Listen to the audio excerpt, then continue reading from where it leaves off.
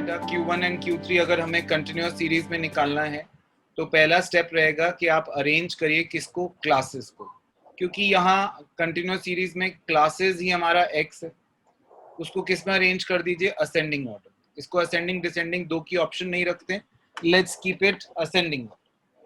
Then calculate cumulative frequency, आपको cumulative frequency यानी कि CF कैलकुलेट करना है। देन Q1 के लिए आप n/4 करें और CF में देखें तो Q1 क्लास मिल जाएगी, और Q3 के लिए आप 3 into n/4 करें तो आपको Q3 क्लास मिल जाएगी। Once the classes are determined, you will use these formulae. L1 is the lower limit of the class in which Q1 lies. ठीक है, n/4 जो आपने निकाला है, CF कौन सा वाला CF, प्रीवियस, F कौन सा वाला, करस्पॉन्डिंग F, करस्पॉन्डिंग यानी जिसमें आपका Q1 निकला है उसी क्लास का F, and this I stands for class interval. Same follows for Q3. Let's do an example to understand this better. एक एग्जाम्पल के साथ बेटा इसको अच्छे से हम और समझ पाएंगे।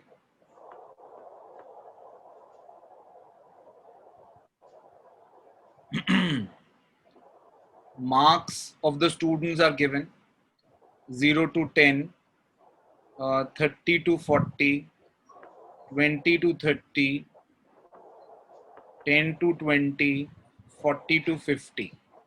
And the frequency, that means number of students are given, let's say 2, 5, 7, 3, 4. All right. Now, the first step first, what do we need to do is, we need to arrange the classes in ascending order. तो पहले हम अपने question को ascending order में place कर लेते हैं. The classes will be 0 to 10, 10 to 20, 20 to 30, 30 to 40, and then 40 to 50. और आगे F लिख लेंगे 2, 3, 4, 5 and 7. अब नेक्स्ट स्टेप होगा बेटा हम, ओ सॉरी, नहीं, that's a mistake I have done, I will rectify it. जो फ्रीक्वेंसी जिसकी होगी उसको दे देंगे बेटा। 0 to 10 की फ्रीक्वेंसी 2, देन 10 to 20 की फ्रीक्वेंसी 3, देन 20 to 30 की फ्रीक्वेंसी 7, 30 to 40 की फ्रीक्वेंसी 5 एंड 40 to 50 की फ्रीक्वेंसी 4। जो फ्रीक्वेंसी जिस क्लास की है उसको हमने वो दे दिया। अब क्या निकालेंगे, CF। 2 और 3 5, 5 और 7 12, 12 और 5 17, 17 और 4 21। तो आपने इसका CF निकाल लिया। अब CF निकालने के लिए पहले क्या करना है, अब Q1 Q3 निकालने के लिए पहले Q1 क्लास क्या होता है बेटा, n/4, n is 21, 21/4, it is 5.25। 5.25 इसमें लाई कर रहा है बच्चे, 5 से बड़ा है तो 5.25 12 में लाई करेगा। तो मेरी ये वाली क्लास कौन सी क्लास हो गई, Q1, यानी Q1 इसके अंदर से निकलेगा। So Q1 class is 20 to 30. Now I shall apply the formula.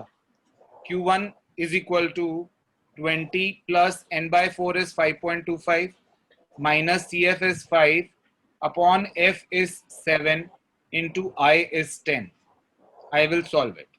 Then Q3 class के लिए क्या करना होगा, 3 into n/4, that is 3 into 5.25, so it comes out to be 15.75. 15.75 इसमें लाई करेगा, and this will be my Q3 class. Now Q3 will be L1, that is 30, plus 3 into n/4, that is 15.75, minus CF 12 upon F is 5 into I is 10. So that is how, अब आप इसको आगे solve करेंगे तो आपके पास Q1 और Q3 का answer आ जाएगा।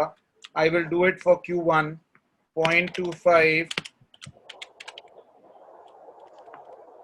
20.35, then 3.75 divided by